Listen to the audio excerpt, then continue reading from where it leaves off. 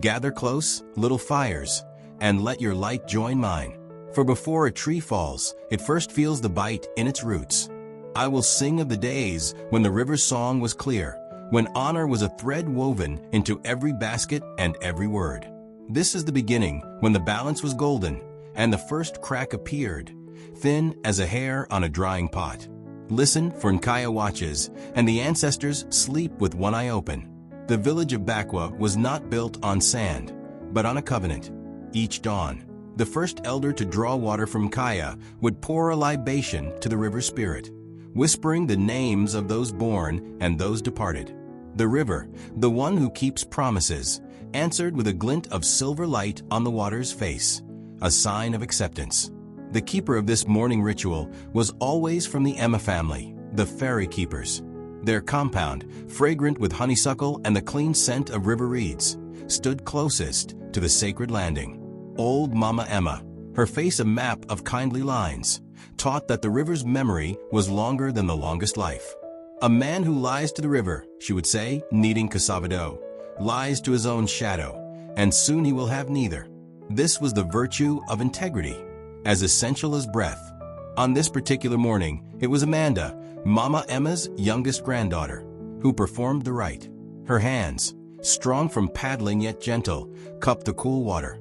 As she chanted the ancient greeting, she saw not just the sky's reflection, but a fleeting image in the shimmer, a strange, glittering scale sinking into the depths. It vanished quickly, leaving a ripple of unease. That afternoon, a whisper came from the north. A man of wealth and smooth words was coming, riding on a donkey with bells. An elder, chewing a kola nut, spat the bitter seed into the fire. He who is being carried does not know how far the town is. The arrival of Moto, the trader from the north, was like a festival of noise and color. His robes were of dyed silk, rustling like serpent skins, and his laughter was too loud for the quiet riverbank.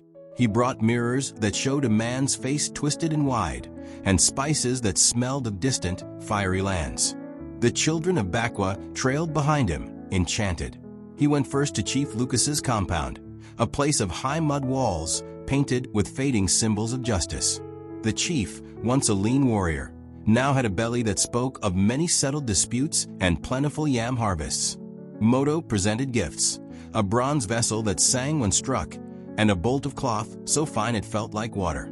"Great chief," Moto said, his voice slick with honey, "your village sits on a road of silver, yet your people cross it for scraps. That river is a vein of wealth waiting to be tapped." He spoke of tolls, of control, of making Bakwa powerful and Lucas's name feared. That night, Chief Lucas dreamt of his father, a stern man who once judged cases at the river's edge. The ancestor did not speak, but simply pointed to the family shrine where the representative staff of leadership stood, its wood darkened by generations of honest palms. When Lucas woke, the dream felt heavy, but the memory of the silk cloth was softer. Amanda's brother, Kelvin, was the strongest paddler on Nkaya. He knew her currents like the lines on his own palms, where she slept, where she danced, where she hid her deepest secrets. The sacred canoe, Yugo, carved from a single ancient iroko tree, was his charge. Its prow was shaped like the head of a fish eagle, and to sit in it was to feel the river's heartbeat. The ritual of crossing was sacred. Before a bride's family crossed the groom's village, they would place a kola nut in the water. If it floated, the union was blessed. If it sank, negotiations must continue. A river does not flow back to its source, Kelvin taught Amanda. And an oath given on Nkaya cannot be taken back. Moto came to the landing, his fine sandals sinking in the mud. He watched Kelvin ferry a group of farmers across for nothing but a song of thanks. "Such wasted effort, strong one," Moto mused. "Your strength could fill granaries, not just canoes." He offered Kelvin a necklace of kara shells, a fortune. "Be my overseer. We will build a bigger canoe, a fleet. You will be rich." Kelvin looked from the glittering shells to the honest whereon his paddles grip. He thought of his grandfather's words, "The wise man does not trade the drum that calls his people for the whistle that amuses only himself." He refused, but the offer hung in the air like a bad smell. Chief Lucas called a village meeting under the ancient baobab, the tree of words. Its branches spread like a vast canopy of authority. Here, traditions held that any villager could speak without fear. Moto stood beside the chief's stool, a new, carved seat he had gifted. Lucas announced the new edicts. The crossing of Nkaya was now a privilege of trade. A toll, a measure of grain, or a length of cloth must be paid for passage. The Emma family's sacred duty was now a concession, leased from the chief's authority. The crowd murmured, a sound like disturbed bees. Mama Emma stood, her back straight despite her years. "Chief," her voice, though thin, carried to the farthest listener, "you ask us to sell the river's handshake. Nkaya is not a goat to be tethered to a market stall. She is the witness. When a beggar eats, he does not thank the cook, but the giver of the food. The river gives us passage. We are but her hands." Moto chuckled. "Old mother, the world moves. Even rivers change course." But Amanda, watching from behind her grandmother, saw the river behind them. Its surface had gone utterly still, as if holding its breath. The first market day under the new toll was a tragedy of silence. Fishermen from the other bank, who brought the plumpest tilapia, could not afford the price. Their baskets remained full as the sun grew hot. A potter, whose clay came from the sacred white banks on the far side, stood weeping by the water, her pots unsold. The virtue of community was fracturing. Amanda helped an old man bent double with age, who needed to visit his daughter's new child. She tried to take him across in Yugo, but Chief Lucas's new guards, men with long spears and hungry eyes, blocked the landing. The toll ferry girl, one sneered, his spear half barring her path. She had no grain to spare. The old man sighed, a sound of deep weariness. "Then I will not see my lineage's new leaf," he said. Amanda felt a fire light in her belly. She looked past the guard to the river. A heron stood on one leg in the shallows, still as a carving. "The foot of the owner of the farm is the best manure for his yam," her father had always said. Meaning, presence and care yield more than force. She turned the canoe around, her heart heavy with the first seed of defiance. Moto's influence grew like a strangler fig around the trunk of Chief Lucas's will. He hosted feasts in the chief's compound, where palm wine flowed and flatterers sang. He spoke of empires built on trade, of the chief's name being carried on caravans to the great city of Timbuktu. Lucas, whose virtue of wisdom was being clouded by desire, began to see the worried faces of his people as mere obstacles to progress. He ordered the construction of a new, larger ferry, a barge that could carry goats and donkeys. It was built from trees felled too close to the river source, a taboo. The night the barge was finished, Kelvin had a dreaming. He walked the riverbed, where the stones were smooth and warm. His grandfather appeared, not as an old man, but as a youth, vibrant and strong. He said nothing, but handed Kelvin a single, water-smooth stone. In the dream, Kelvin placed it in his mouth, and his words, when he tried to speak, came out as bubbles of air. He woke gasping, the taste of river, silt on his tongue. He knew the warning. Their voice, the family's voice of tradition, was being silenced. The breaking point came with the dry season festival of Iwaomi, the character of water. It was a time of cleansing, where villagers would wade into Nkaya and speak their shames aloud, letting the current carry them away. The climax was the floating of hundreds of small, offering-laden reed boats, each holding a personal secret or a prayer. This year, Chief Lucas, advised by Moto, declared the festival a spectacle for traders. A viewing platform was built, and the most heartfelt prayers were to be replaced with public declarations of loyalty to the chief's new order. As Amanda prepared her family's offering, a tiny boat holding a piece of honeycomb for sweetness and a pebble for strength, she saw Moto on the platform, laughing. The cultural ritual was being mocked. When the time came to release the boats, the river, usually swift, seemed sluggish. The little vessels drifted listlessly, clustering in the eddies as if confused. The people felt a collective chill. An elder woman whispered a proverb to the wind: "Water that has been begged for quenches no thirst."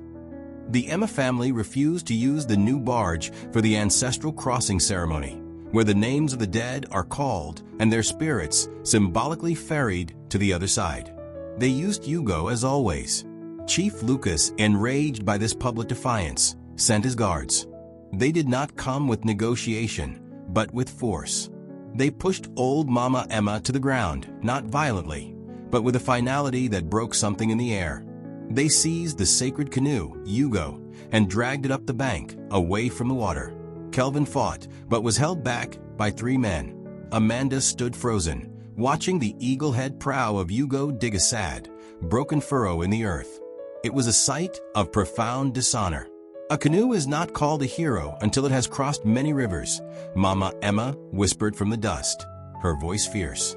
This one's journey is not over. That night, the Emma compound was silent, shrouded in a grief deeper than mourning. The river, unseen, ran black under the moonless sky. Driven from a landing, the Emma family became ghosts in their own village. People averted their eyes, afraid of the chief's displeasure. Amanda would wander to a hidden bend upstream, where a lone mimosa tree wept its leaves into the water. Here, she would practice the paddle strokes her father taught her, using a broken branch.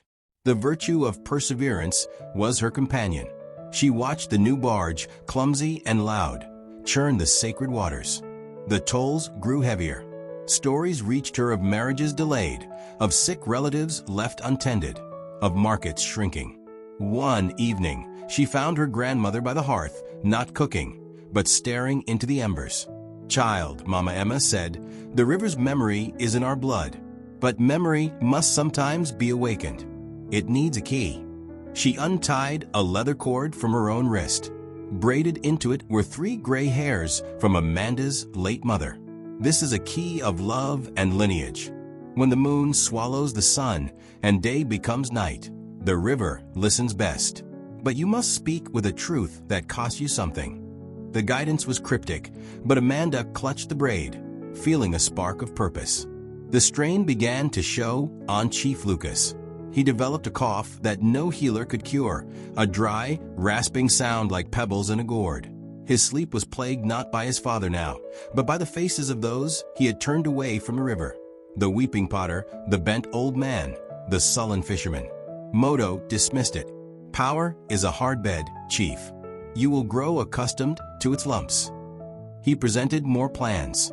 A dam upstream to control the flow, to make the river truly bend to their will. Meanwhile, strange signs manifested.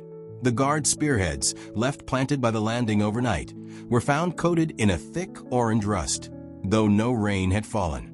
The mirror Moto had given the chief's wife now showed only distorted, weeping reflections. The village was rife with whispered omens. An elder from a neighboring village, visiting in secret, told Kelvin, "When the mouse laughs at the cat, there is a hole nearby." The hole, he implied, was the river's patience, wearing thin. Amanda prepared for the moonrise ritual. Following ancestral guidance passed through her grandmother, she gathered her elements, a pinch of earth from her family's hearth for roots, a shard from a cooking pot her mother had used for nurture, now broken, and a needle. At the hidden bend, under a sliver of a moon, she felt the enormity of her task.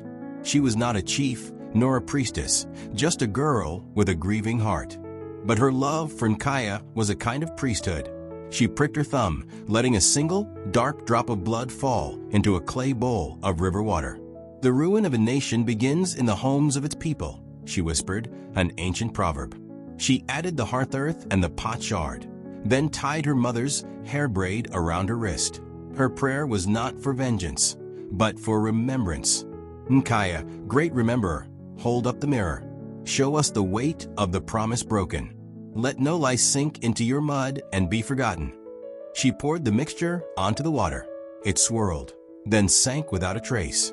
The night was profoundly silent. For 3 days, nothing changed. The barge creaked, the tolls were collected, Moto smirked. Amanda felt a fool. Then, on the 4th day, a fisherman casting his net near the landing let out a cry. He pulled up not fish, but a tangle of old, waterlogged items. A bronze bracelet lost seasons ago, a broken hoe, and a child's wooden toy.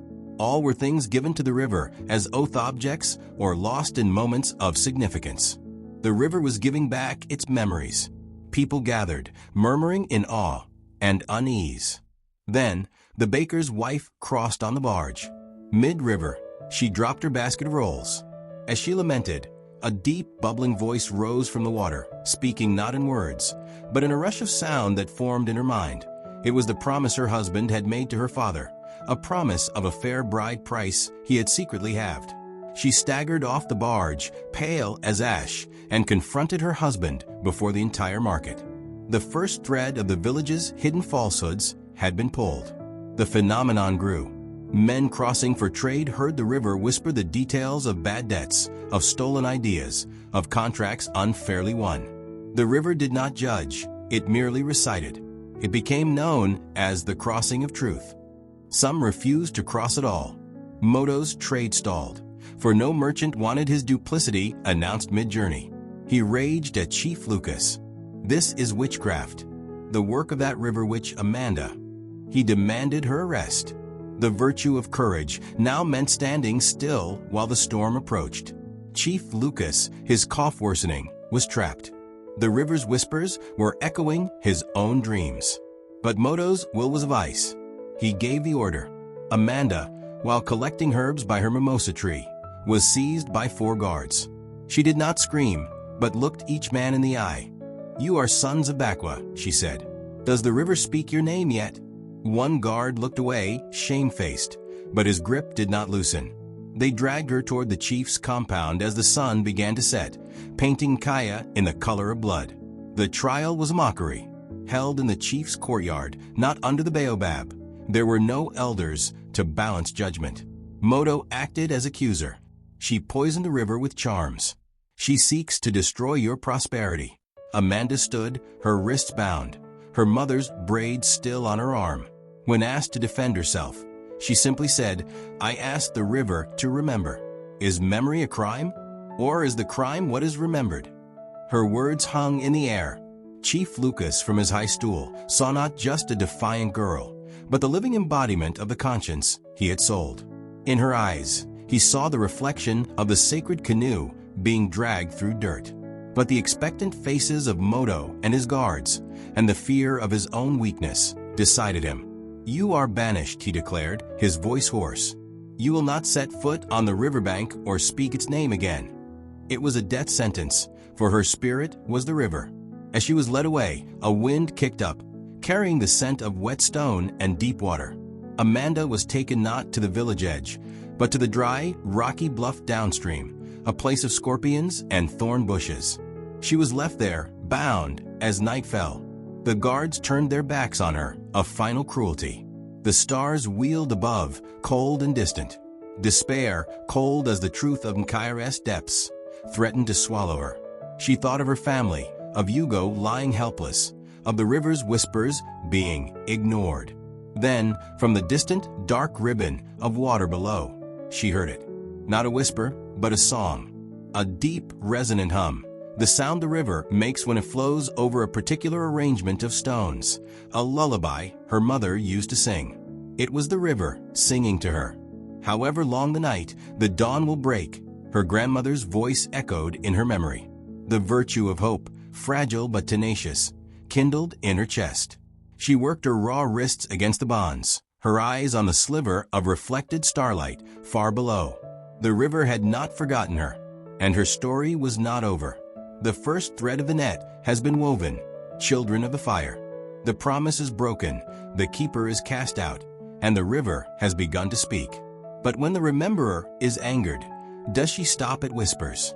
Come back when the moon is high, and I will tell you of the night Nkaya walked, and of the names written in water on every door. The reckoning is coming.